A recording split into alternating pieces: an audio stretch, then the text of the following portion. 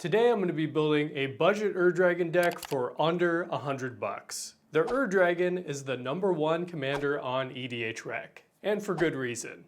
It's all 5 colors, it's a 10/10 flyer, it has a sweet eminence ability, and it's a mother dragon.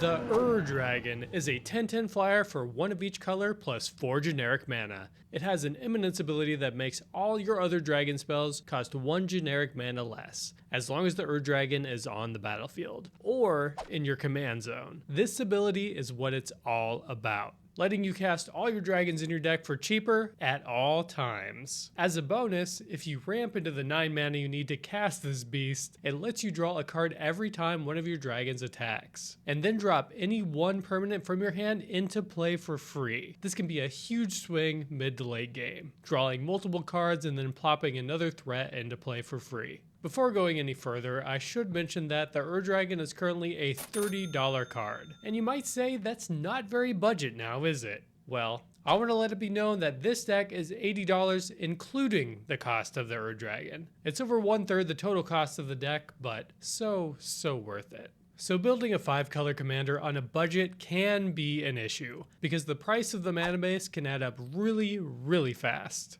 To avoid this pitfall, I'm going to go ahead and focus on 2 colors with this deck, green and red. And then I'm going to sprinkle in some of the other colors to add some additional tools that green and red don't have access to. This deck wins by ramping, playing dragons, drawing cards, hopefully more dragons, and then beating face with all of those dragons. It aims to consistently be able to do this by running a variety of dragons with both low and high mana values, not just the big ones, as cool as they are. The focus on green gives us access to lots of ramp spells to quickly be able to deploy our larger dragons, and fix our colors to be able to reliably get the Dragon in on the fun. So that's what the deck is looking to do. Let's go ahead and get into the card breakdown, starting with the fun part.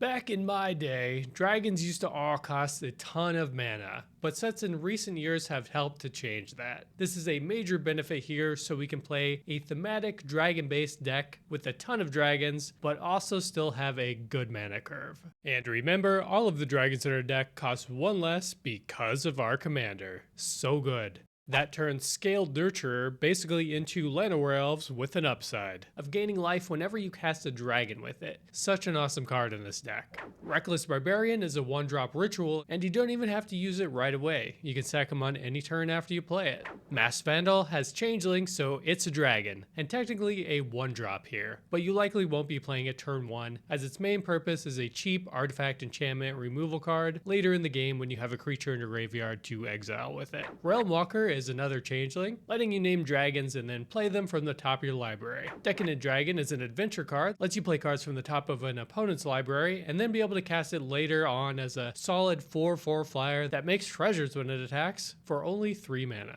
Magmatic Hellkite is a 4/5 flyer for 3 that lets you snipe an opponent's land that's giving you trouble. Parapet Thrasher is a 4/3 flyer for 3 that gives you a variety of great ability options to choose from whenever a dragon connects with one of your opponents. Runescale Stormbrood doubles as a counterspell for small spells, and then its other side is a pumpable mid-range flyer. And it's a dragon, very important. Scavenger Regent doubles as a 1-sided board wipe and a 4/4 flyer. Thundermane Dragon is a bigger, flying version of Realm Walker for 1 more mana. Ganex Astral Hunter is a 3/4 flyer that gives you a treasure whenever it or another dragon enters play for you. Hellkite Charger lets you dump a bunch of mana for extra combat steps. This is especially threatening with Savage Ventmaw play, as it generates 6 mana for you every time it attacks, effectively letting you pay 1 mana as many times as you can into Hellkite Charger's ability for that many extra combats. Hellkite Courser lets you sneak in the Dragon for a turn, undoubtedly generating some mega value before returning it to the command zone. And no dragon deck would be complete without Lathliss, Dragon Queen, pumping out dragon tokens and pumping the whole dragon team's attack power. Ramos Dragon Engine can become a huge beater, and it's also a great way to be able to cast the Dragon if you're able to remove 5 counters from it. Scourge of the Throne lets you get extra combats as long as you attack an opponent who has the most life at the table. Steel Hellkite is a pumpable 5/5 flyer for 5 that can destroy any non-land permanents your heart desires if you can connect with it and have a little bit of mana mana to spare. Atarka Worldrender gives dragons double strike. Hell yes. Last dragon on the list is Scion of Draco. This dragon costs 12 mana, so 11 in this deck, but will almost never actually cost this much because of its domain ability, making it cost 2 less for each basic land type you own. This deck runs a lot of basic lands and has many ways to search for them. Casting this for 1 mana is definitely a possibility, giving your whole dragon squad a variety of boosted abilities based on their color, and making the Dragon an unstoppable force with Vigilance, Hexproof, Lifelink, First Strike, and Trample. Scary. So a lot of these dragons are actually very cost effective, both on your wallet and in terms of mana value, but some of them do cost a lot of mana, and we want to be able to cast them. So how do we do that before the game is over? So starting with mana rocks, we are running Soul Ring, of course. Also, every signet that can tap for either green or red. So Boros, Golgari, Izzet, Rakdos, Celestia, and Simic. Moon Silver Key can be sacrificed to look for any of these rocks, but will more likely be searching up the last artifact on the list, Chromatic Lantern. In case you don't know what Chromatic Lantern does, this taps for any color of mana and makes all of your lands also tap for any color of mana, making your life a whole lot easier when you're trying to cast the Dragon. Moving on to ramp spells, we have Broken Bond. This lets you drop an extra land for the turn, while also popping off an opponent's artifact or enchantment at the same time. Explore also lets you drop an extra land and draw a card to replace itself. Farseek to search for any basic in the deck other than a forest. Rampant Growth and Shared Roots can put any basic into play. Cultivate and Kendama's Reach can search for even more basics, and Explosive Vegetation can search for even more basics, but untap this time. We also have a couple enchantments with Wild Growth to make any land produce a bonus green mana, and Encroaching Dragonstorm for a repeatable way to get more basics into play. We're also running Invasion of Zendikar, the battle, to get even more basic lands into play, and then if you're able to smash it with one of your dragons, very likely I would say, and flip it, it turns into a big elemental that can also tap for mana. If only it was a dragon instead of an elemental. That would be so perfect. Speaking of things that aren't dragons, we're also running 2 non-dragon creatures, Dragon's Lore Servant and Dragon Speaker Shaman. They make all of our dragons cost less, so I think they really get a pass for not having the dragon creature type. These 2 are dragon allies for sure. So whenever it's not ramping into dragons, this deck can also do some other stuff. While this deck has a very straightforward game plan, it's always a good idea to have ways to draw more cards and ways to interact on some levels outside of just directly punching face. So first one up is Bushwhack. This can let one of your dragons chomp an enemy or search up a basic land if you need that more at the time. Earthquake is a hilarious removal card in this deck, as almost everything we care about has flying. Vandal Blast is Vandal Blast. It can pop off an artifact for cheap or hose your opponent's rocks down for 5 mana. It just never gets old. Bridgeworks Battle lets you pump and fight, or can be dropped as a tapped or untapped land for the small price of 3 life. Nature's Claim, classic artifact and enchantment removal. And you know them, you love them. Swords to Plowshares and Path to Exile are here to exile any creature for just 1 white mana each. Delay is the one traditional counterspell in this deck, letting you delay a spell for 3 turns. It only needs 1 color pip to cast, so it's easy to cast on our mana base, and honestly it often has the same effect as any hard counter. Dragon's Fire kills a creature, and it kills it more if you have a big dragon. Awesome. Heritage Reclamation for some more artifact and enchantment hate that can also hit a problem card in a graveyard while replacing itself. Sarkhan's Triumph lets you tutor up any dragon card in your deck at instant speed. Yes. Shadow Prophecy is another domain card that gets you 2 cards at instant speed. Return to the Wild Speaker can draw you a bunch of cards, or pump your whole team of dragons for a heavy hitting assault. Kinra's Transformation deals with any creature and can lock up an opposing commander in play as a 3/3 elk, also drawing you a card for your trouble. Up the Beanstalk replaces itself, drawing a card when it comes into play, and then also draws you a card whenever you play a big dragon. Groix Uprising also does a similar thing here. Leyline Binding lets you exile any non-land permanent at instant speed. The cost of this can be reduced all the way down to 1 white if you have each basic land type in play. And finally, we have Invasion of Tarkir. Similar to Dragon's Fire, this kills a creature, and it kills a creature even more if you have dragons in your hand. When this one flips over, it actually is a dragon, so that's rad. And this dragon makes it so all of your dragons are able to shock anything they please every time they attack. That is all of the non-land cards in this deck. So I suppose we should look at the... As mentioned previously, this deck focuses on basic lands, and primarily on 2 colors, green and red. So we've got 12 basic forests, 12 basic mountains, and then 2 of each of the other basics, swamps, plains, and islands. I highly suggest looking for your starting hand to have the ability to make green and red mana, and then start searching up the other basic land types as you go, so you can cast the rest of your spells and max out your domain count. On top of these basics, we're also running Command Tower. I mean, of course we are.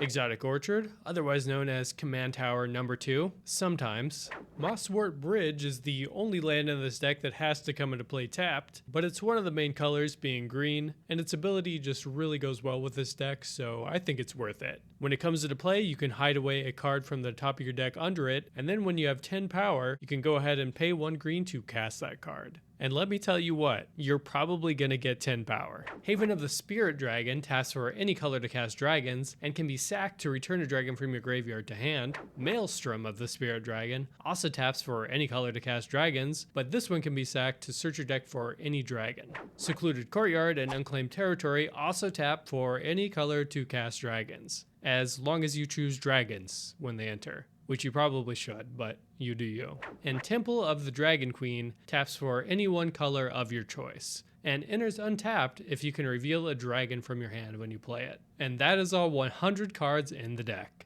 This deck is flavorful, budget-friendly, consistent, and just an all-around good time. What do you say we go ahead and run a couple test hands over on Moxfield to get a feel for it? So this first hand here is pretty bad. We only have 2 red mana, no green sources, so we're not going to be able to play this Farseek. This is definitely a pitch back. Second hand is much better. We have a 1-drop here with the Reckless Barbarian. We have ramp on turn 2 with the Boros Signet. 4 lands, a dragon to play on turn 3. This is just really good. We're going to keep this one. Go ahead and draw. Looks like we got another land. Not really what we're looking for, but still okay. As for which land to start off with here, it's not really a big deal. I'm going to go ahead and play the Unclaimed Territory, naming dragons, and then get this Reckless Barbarian into play.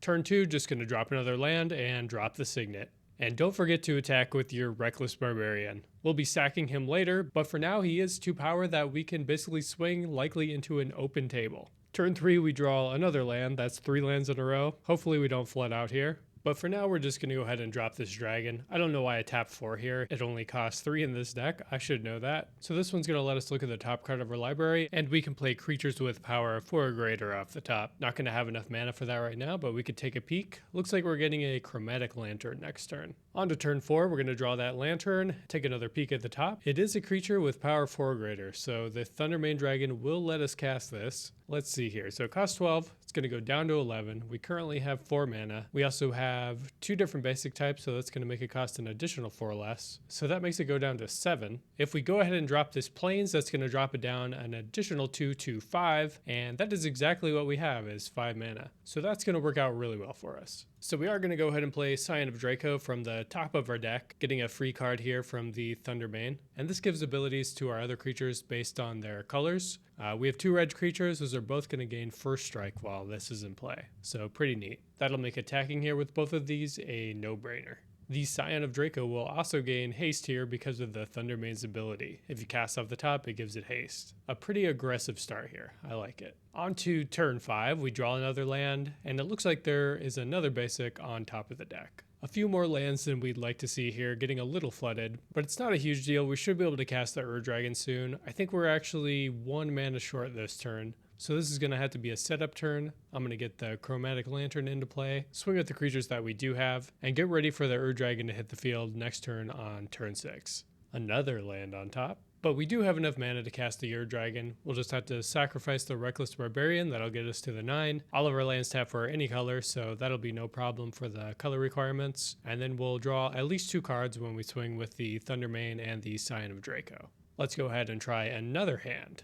So this one is also pretty solid. We have the red and the green mana that we need access to, we have several ramp spells, and we have a dragon. All around pretty well balanced. Go ahead and draw for first turn. Looks like we're getting a Path to Exile. That could come in handy later. Don't have the mana to cast it currently, but we could definitely search for it with this Cultivate. Doesn't really matter which land we start with here. I'm just going to drop the forest and move on to turn 2. Looks like we're drawing another mountain. And since we still have more lands in our hand, I'm going to go ahead and start with this Explore. Putting another land into play and drawing a card. Ooh, that's a good dragon. I like this one because it's a board wipe for all non-dragon creatures. It does cost double black to do this ability though, so we're probably going to be searching for a swamp with our Cultivate as well, so we can get that double black in there. Turn 3, we draw a Return of the Wild Speaker. That'll be good for later. More gas is good here because we still have a land to play, and then we're going to have the Cultivate, so we'll have an extra land to play the following turn still. So we're not going to miss any land drops quite yet. Get this Golgari Signet into play, and use the remaining 3 mana to pop off this Cultivate. I tried to tap that mountain there and it didn't tap. It's tapped though. So we're going to be looking for a white and a black mana here so we can up our domain count and cast these other spells that we have in our hand. I'm going to put the plains to field and then have the swamp go to hand. Moving along to turn 4, we draw another ramp spell here with this battle. Go ahead and pop that swamp into play, and hopefully this battle, after we play it, we'll be able to hit it with this Magmatic Hellkite. I'm going to go ahead and pay 3 for the Hellkite, pop an opponent's land of some kind. Hopefully we can get somebody's Urza Saga before it goes and finds their Soul Ring, something like that. And then I'm going to follow up with the battle and go grab 2 more basics and put them into play. It looks like we have all basic land types already except for island, so I'll definitely grab an island. And for the second land, I don't think it makes a huge difference here, but since I only have 1 forest, and that's one of my main colors, I'm going to go ahead and get another one of those too. Moving on to turn 5, I do draw another land here. That's perfect, not going to miss any land drops. And I have a couple options. I could either drop the Dragon, draw a card with this Hellkite when it swings, go ahead and hit that battle and get that transformed. But depending on the board state, another option would be just to tap all your mana and dump it into this Scavenger Regent, clear the board entirely except for your dragon, and then go ahead and hit that battle. And then you'll have the only 2 creatures on the table, which is pretty cool. How much mana you put into the spell really depends on the toughness of all the creatures on board. If I was going to leave a mana up, I'd go ahead and leave a white up for that Path to Exile. So that guy will go on a little adventure, go ahead and swing him with the Hellkite into the battle, flip it, and get my 4/4 elemental that can also tap for mana. Pretty neat. So this was a pretty good start overall. There are several directions we could go from here. We have the Return of the Wild Speaker to draw some cards. I'd probably go ahead and try to get the Dragon into play, start drawing cards that way. And then if you're able to keep it in play, you could draw a million cards with Return of the Wild Speaker, which would be pretty neat. And that's going to wrap up today's video. I hope you enjoyed this deck build, just something new I'm trying out. I actually made a couple of these a long time ago. They're no longer on the channel, but they did pretty alright, and they're fun to make. If you'd like to see more, have any ideas on what commanders you'd like to see, let me know in the comments below. And if you enjoyed it, please like and subscribe. Thanks everybody. See ya. Thank you, patrons, especially Jacob M, Paul K, Jared R, Andrew S, and Jared N. And thank you to the rest of you as well.